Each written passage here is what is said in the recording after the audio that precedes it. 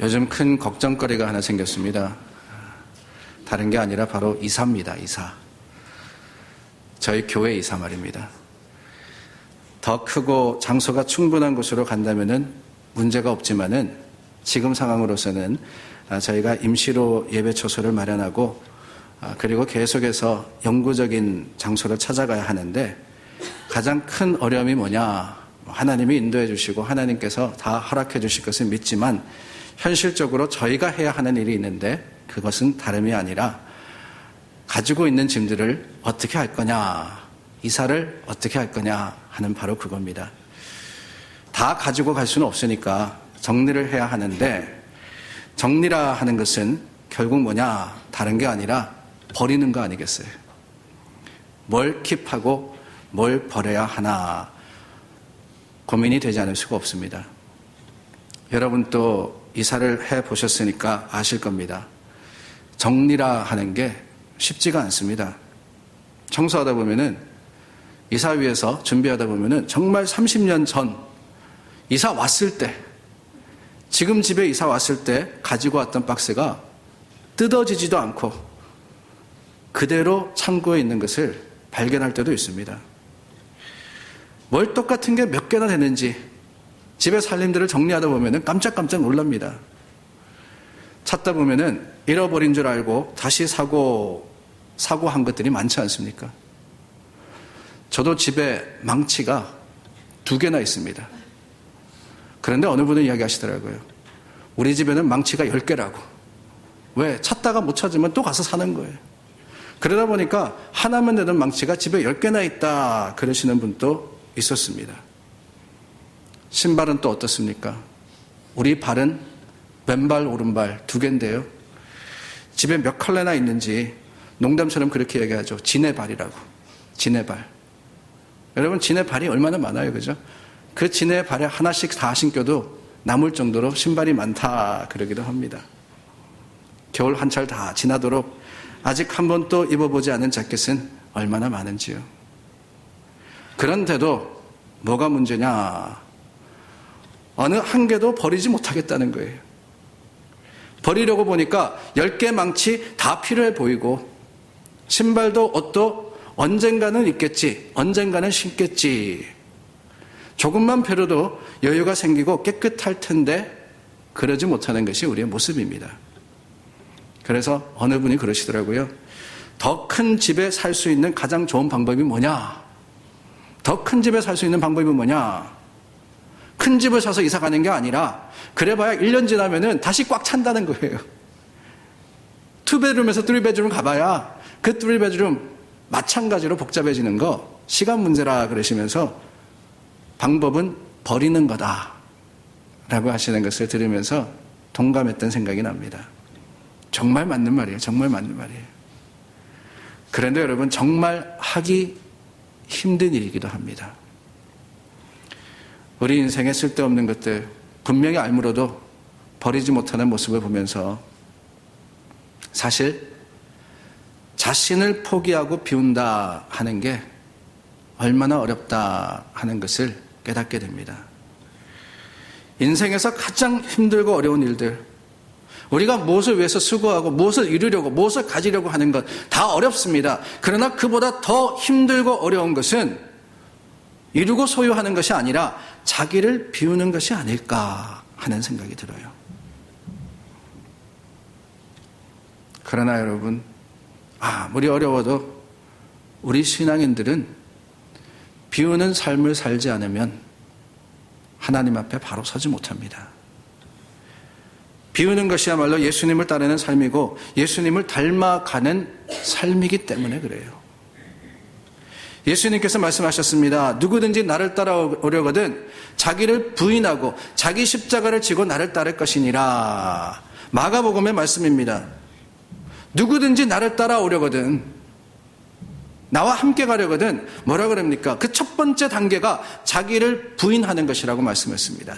Deny yourself. 이 deny라 그러는 것, 부인한다는 것은 다른 의미가 아니에요. 자신을 포기하고 비우는 것을 의미합니다. 내 속에 가득 차 있었던 고집과 생각과 주장과 내 아이라는 그것을 버리고 거기서부터 시작해서 십자가를 지고 주님을 따르는 것, 이게 생명의 길이며 영생의 방법입니다. 요즘 저희가 1월달, 2월달, 3월까지 계속해서 창세기의 말씀을 가지고 매일 성경을 따라서 새벽 기도의 말씀을 나누고 있는데, 아브라함을 하나님께서 찾아오셔서 그를 부르실 때 뭐라 그러셨습니까? 너는 너의 고향과 친척과 아버지 집을 떠나 내가 네게 보여줄 땅으로 가라 그러셨죠. 하나님의 축복의 첫 번째 조건이 뭐냐? 떠나라는 것이었습니다. 이 떠나라 하는 것은 잠시 어디 갔다가 다시 와라, 이게 아닙니다. 네가 가지고 있는 모든 것들, 네가 누리고 있는 것들을 포기하라는 거예요. 그것을 비우라는 겁니다.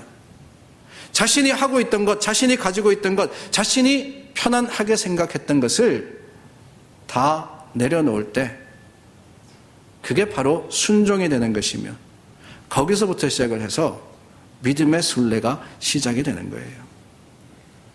그러고 보면 성경에는 비운 수많은 사람들의 이야기가 가득합니다.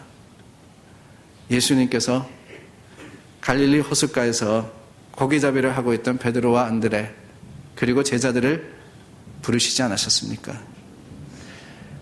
예수님께서 부르셨을 때 그들은 어떻게 했다라고 기록을 합니까? 그물을 버려두고 예수님을 따라갔다라고 해요. 그물을 버려두고, 여러분, 어부가 그물을 버렸다 하는 것은 무슨 말입니까? 다른 게 아니에요. 포기했다는 겁니다. 자신의 직업, 생계를 포기했다는 거예요. 태어나면서부터 배우고 알았던 것은 단 하나였습니다. 물고기 잡는 것. 그런데 예수님께서 나를 따라오라 그랬을 때 자신이 익숙했던 것, 자신이 할 수 있었던 것, 자신만만했던 것들 다 포기하고 예수님의 말씀 하나로서 주님을 따라갔던 거예요. 어부만이 아니었습니다. 예수님은 세리도 부르셨어요. 세리 마태를 부르시는데 그때 마태가 즉시 예수님을 따릅니다. 그 모습을 성경은 뭐라 그러느냐? 그가 모든 것을 버리고 예수님을 따랐다 그랬어요. 아니, 어부는 이해가 될 수 있어요. 어부 인생이라는 것, 삶이라는 것 힘들지 않습니까? 새벽부터 나아가서 일을 해야 됩니다.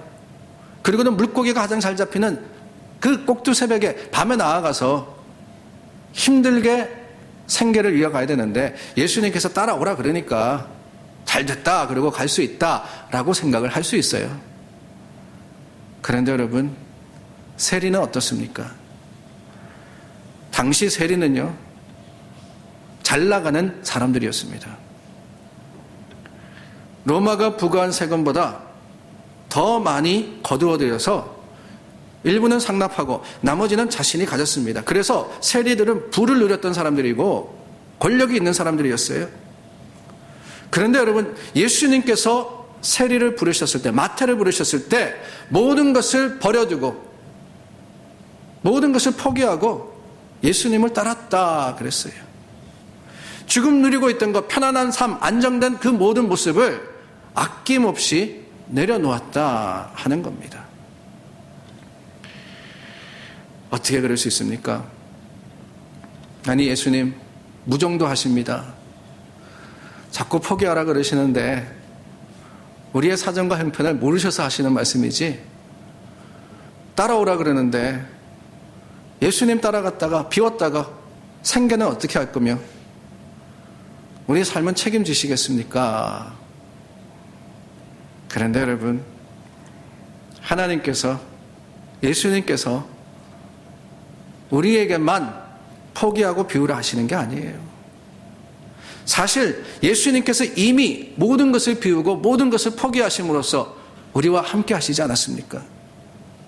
오늘 저희가 나누었던 말씀 뭐라고 하십니까? 예수님은 근본적으로 하나님이시다 그랬습니다. 하나님이시라는 거예요. 하나님의 본체다 그러는데 하나님과 동일하다는 겁니다. 그러나 여러분, 하나님의 자리, 영광스러운 그 하늘나라의 자리를 포기하시고 저와 여러분과 같이 이 땅에 오셨다는 거, 그거를 바울은 뭐라고 고백하느냐? 자기를 비우셨다라고 이야기를 하는 거예요. 자기를 비우셨다. 어찌하여 그렇습니까? 하나님이 어떻게 인간이 되셨습니까? 어떻게 가장 낮은 곳에 오셨습니까? 우리를 사랑하시기 때문이잖아요. 우리를 사랑하셔서 구원하기 위해서 가장 천한 곳에 가장 낮은 모습으로 오신 것이 우리 하나님이십니다. 그 목적을 이루기 위해서 십자가의 죽임을 당하시는데 온갖 고초와 고난을 다 겪으시고 내가 받아야 할 죄값, 내가 치러야 할 죄값을 예수님께서 대신 지시고 골고다 언덕을 오르셔서 가장 천한 모습으로, 가장 볼품없는 모습으로 죽음을 맞이하신 겁니다. 예수님은요, 하나님이시기 때문에 하나님께서 받으셔야 할 모든 영광과 존귀를 받으시기에 합당하신 분이셔요. 6절 말씀과 같이 하나님의 본체시나 하나님과 동등됨을 취할 것으로 여기지 아니하시고, 사실은 동등됨을 취하셔야 되는 게 맞는 거예요. 우리 예수님은 하나님께서 받으실 그 모든 영광, 우리가 하나님께 영광 돌리지 않습니까? 그 영광을 받으셔야 되는 분입니다. 그러나 취할 것을 여기지 아니하시고 다 비우고 다 포기하고 우리 가운데 오신 겁니다. 7절 말씀해 보니까 오히려 그랬어요. 오히려 자기를 비워. 여러분, 예수님께서 비웠다 그러는데 그 비운 것이 무엇이겠습니까? 아니, 예수님께서 하늘의 영광 버리신 것, 그것만 가지고 우리가 비웠다 그럴까요? 마치 우리가 내가 가지고 있는 돈, 다른 사람들을 위해 가지고 내가 다 쓰겠다, 좋은 일 하겠다, 그거 가지고 바울이 예수님께서 자기를 비워라고 표현을 했겠습니까? 아니에요. 예수님의 비우심은요, 하늘의 영광을 내려놓으신 것, 포기하신 것만이 아닙니다. 예수님의 비우심은 십자가였어요. 십자가입니다. 십자가의 죽으심으로써 예수님께서 모든 것들을 다 포기하신 것, 생명마저도, 목숨마저도 우리를 위해서 주신 바로 그것이 예수님의 비움이었습니다. 그 비움으로 예수님께서 얻으신 것이 무엇이에요? 잘했다. 아니, 오늘 우리를 살아가는 삶의 모습 가운데는 기부하고 다른 사람들을 위해서 자기의 것을 포기하고 나누는 사람들 칭찬합니다. 그러나 여러분, 예수님께서 칭찬 들으시려고 그런 게 아니잖아요. 예수님께서 세상적인 어떠한 우리의 찬송이나 인정을 받기 위해서 그러셨나요? 그게 아닙니다. 예수님의 비우심의 목적은요, 단 하나였습니다. 생명이었어요, 생명. 우리를 살리기 위해서 가장 고통스럽고 가장 수치스러운 그 십자가를 지시고 저와 여러분들을 위해서 죽음까지도 지신 것이 예수님의 비움이었습니다. 그런데 여러분, 오늘 바울이 그 예수님의 비움을 선포하면서 뭐라 그럽니까? 너희 안에 이 마음을 품으라. 곧 그리스도 예수의 마음이니. 너희 안에 이 마음을 품으라. 곧 그리스도 예수의 마음이니. 우리가 본받아야 할 예수님의 모습이 있다는 거예요. 우리가 예수님을 닮아가야 한다고 합니다. 어떤 모습을 닮아가야 돼요? 다른 게 아니에요. 비움이 바로 그리스도 예수의 마음이셨고, 그 비움이야말로 오늘 우리가 예수님을 닮을 수 있는 하나님께서 원하시는 아름다운 고백이자 주님을 향한 드림이다라는 것을 기억해야 합니다. 예수님을 닮아야 된다, 하나님을 닮아야 된다 이러면서 그냥 하나님 영광 가운데 주님의 능력과 권능으로서 우리에게 좋은 것 주시니까 하나님, 우리가 축복받으면 하나님 닮은 거죠. 아니라는 거예요. 오히려 예수님께서는 하늘 영광 보좌를 다 비우시고 이 땅에 오신 것처럼 그 예수님을 통해서 구원받은 우리는 주님을 닮아야 되는데 우리도 비우는 삶, 우리도 포기하는 모습으로서 하나님께 나오지 않고는 결코 그 주님의 사랑에 합당한 모습으로 살아갈 수 없는 겁니다. 그리스도인, 맞아요. 그리스도를 따르는 사람입니다. 그 따름은 다른 데서 시작하는 게 아닙니다. 자신을 부인하고 내려놓고 비우고 끊임없이 우리 속에 있는, 끊임없이, 아니 어쩌면은 아무리 수고하고 노력한다 할지라도 어느새 돌아서면 다시 채워져 있는 그 세상의 모든 것들을 날마다 비워내면서, 날마다 포기하면서 하나님 앞에 나아가지 않고는 그리스도인의 삶을 살 수 없다라는 것을 기억하며 하나님 앞에 움켜잡는 것이 아니라 펼칠 수 있는 믿음의 담대함으로 우리가 나아가야 되지 않겠습니까? 세상은 다른 것을 통해서 하나님을 보지 못합니다. 세상이 주님을 볼 수 있는 방법은요, 교회를 통해서, 성도를 통해서예요. 그런데 여러분, 안타깝게 교회를 향한 세상의 눈이 얼마나 비판적이며 얼마나 비관적입니까? 그 이유가 어디에 있습니까? 다른 데 있는 게 아니에요. 교회가 비우지 못하니까, 교회가 포기하지 않으니까 그런 거 아니겠어요?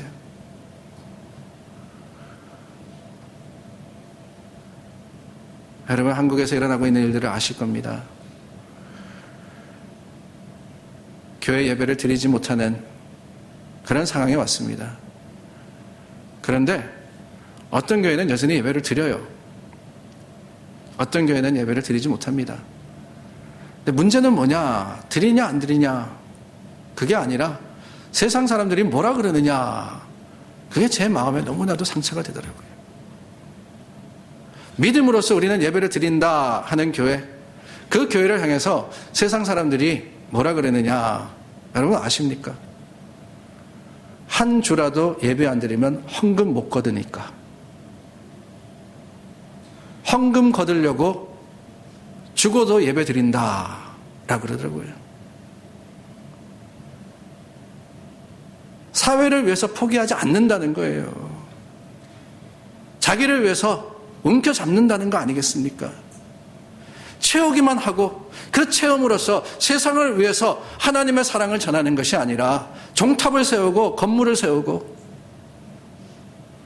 그 모습을 보면서 세상은 비우지 않는 교회는 교회가 아니라고 이야기를 합니다. 오늘 우리 정말 교회답기 위해서, 정말 성도답기 위해서는 비워야 돼요. 그렇다면 여러분, 우리가 비워야 할 게 뭐냐? 우리가 내려놓아야 할 것이 무엇입니까? 이 비운다 하는 말에는 이미 채워져 있다 하는 의미가 들어있죠. 텅 비어 있는데 뭘 비우겠어요, 그죠? 이미 뭔가 채워져 있는데 그 채워진 것이 무엇이냐? 다른 게 아닙니다. 오늘 우리가 주님 앞에 이 비워야 하는 것들은요, 먼저는 내가 가지고 있는 것들입니다. 무슨 당연한 이야기 같지만은 제가 설명을 드릴게요. 예를 들어보겠습니다. 사순절 기간입니다. 사순절의 10분의 1이 어제까지 지났어요. 그리고 저희가 첫 주일을 맞이했는데 이 사순절 기간 동안 절제와 경건, 대표적으로 우리가 금식하면서 금욕하면서 작정하며 또한 하나님 앞에 약속으로서 사인업을 하자. 그래서 부탁을 드렸어요. 교회 안내석에 보면은, 교회 게시판에 보면은 사인업 하는 데가 있으니까 우리 함께 이름 적고 결심하여서 주님 앞에 금식하면서 기도합시다. 중보하여서 기도합시다. 그랬는데요, 몇 분 이름 없어요. 제가 마지막으로 카운트했을 때는 4분인가 5분인가 있었어요. 그런데 여러분, 감사합니다. 왜요? 어렵기 때문에요. 작정하여서 금식, 폭입니다. 금욕, 내려놓음입니다. 40일간 한다는 거 쉽지 않아요. 아무나 이름 적는다 그러니까 아무 생각 없이 거기에 가서 내 이름 적은 게 아니라, 비록 적은 소수지만은 그분들은 작심함으로써, 하나님 앞에 결심함으로써 분명히 기도 가운데 이름을 적으셨기 때문에 감사해요. 그렇지 않습니까, 여러분? 어느 분이 그러시더라고요. 본인에게는 금식이 너무 쉽다 그러세요. 어떻게 그러십니까? 아니, 어떻게 금식이 쉬워요? 여쭤봤더니만 본인은 매일 금식하신답니다. 어떻게 해요? 알고 보니까 원래 아침 식사 거르는데 그거 가지고 금식한다 그러시던 거예요. 원래 아침 바쁘고 분주하다 보니까 안 먹는데 나는 매일 금식한다 그러시더라고요. 그게 금식의 진정한 의미입니까? 아니라는 거예요. 왜요? 거기에 포기가 없기 때문에. 어차피 안 하는 거잖아요. 어차피 안 하는 건데 그게 무슨 포기이며 무슨 비움이 되겠습니까? 그런 분도 계십니다. 하나님, 내가 하나님께 100만 불 헌금하겠습니다. 하나님의 교회를 위해서 100만 불 헌금하겠습니다. 할렐루야, 아멘입니다. 근데 그 뒤에 조건이 붙어요. 단 하나님께서 축복하셔서 로또 당첨되면. 그게 무슨 헌금이에요? 아직 없는 건데. 로또 당첨 안 되면은 안 드려도 되는 거잖아요. 이거는 드림과 포기가 아니라는 거예요. 우리가 먼저 기억해야 하는 것, 비움에 관한 것은 내 속에 있는, 아니 어쩌면은 내가 소중하게 여기는 것, 그거 없으면 안 되겠다고 생각하는 것, 이거를 포기해야지만 하나님이 원하시는 자신을 부인하는, 십자가를 질 수 있는 그 능력이다 하는 것을 기억해야 하는 겁니다. 말로만 하는 게 아닙니다. 실제적으로 하는 거예요. 그 실천이 주님께 가까이 갈 수 있는 방법이다 하는 것을 먼저 기억하는 저와 여러분들이 되기를 원합니다.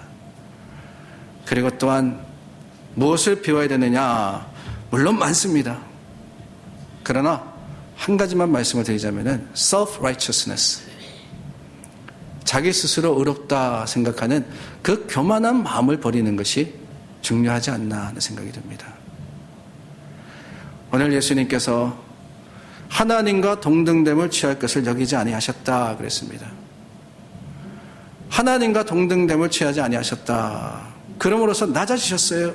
복종하셨다 그랬습니다. 자기를 낮추어서 죽기까지 복종하셨으니, 예수님께서 비우심으로써 얻으신 게 뭐냐? 다른 게 아닙니다. 순종의 모습이었어요. 내가 아니라 하나님의 뜻, 아버지의 뜻대로 되기를 원하나이다. 인간으로 이 땅에 오신 예수님, 그 예수님의 죽음은 껌이 아니었습니다. 나는 하나님이니까 아무 상관없다, 그럼으로써 죽음을 맞이하신 게 아니라 인간의 모습으로서 가장 고통스럽고, 아니 코로나 바이러스 때문에 걱정해가지고 혹시라도 걸릴까봐 염려하는데 내일 내가 죽어야 돼요. 내일 내가 십자가를 지고 죽어야 돼요.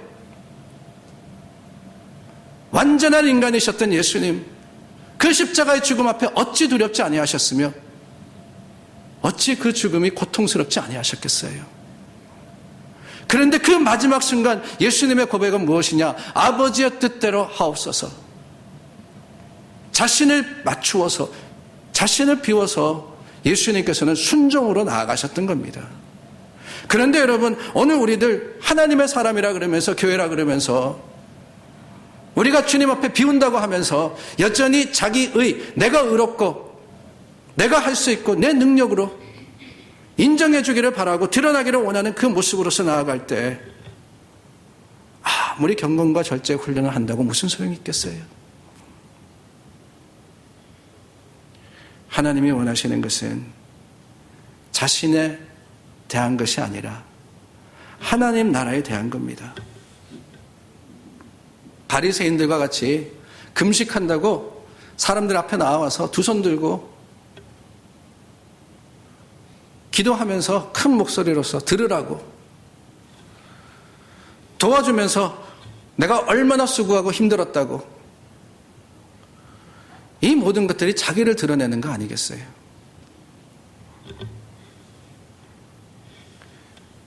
주님 앞에 나온 믿음의 사람들, 특별히 비움의 훈련을 하는 우리들은 그렇습니다. 겸손의 훈련이에요. 내가 생각하는 것이 있다 할지라도, 내가 원하는 것이 있고 내 기준이 확고하다 할지라도 이 40일의 기간 동안 내가 아니라 주님이십니다. 주님께 맞추어진 내 자신을 내려놓는 훈련 가운데 우리는 비움의 풍성한 열매를 하나님께 드릴 수 있으며 그 속에서 주님 앞에 정말 주님의 뜻과 계획 가운데 하나님께 맞추어진 믿음의 삶을 살 수 있는 것 아니겠습니까? 비우지 않고는 불가능합니다. 비우지 않고는 이루어지지 않습니다. 세상 사람들은 포기하면은 바보다 그러죠. 우리 주님은 포기하는 자들을 아들과 딸로 부르셨음을 기억하며 오늘 주님 앞에 다시 한번 내가 아니라 주님을 앞세우는, 주님 뒤따르는, 자신을 부인하고 자기 십자가를 지고 주님을 따르는 우리 믿음의 사람들이 다 될 수 있기를 예수님의 이름으로 축원합니다.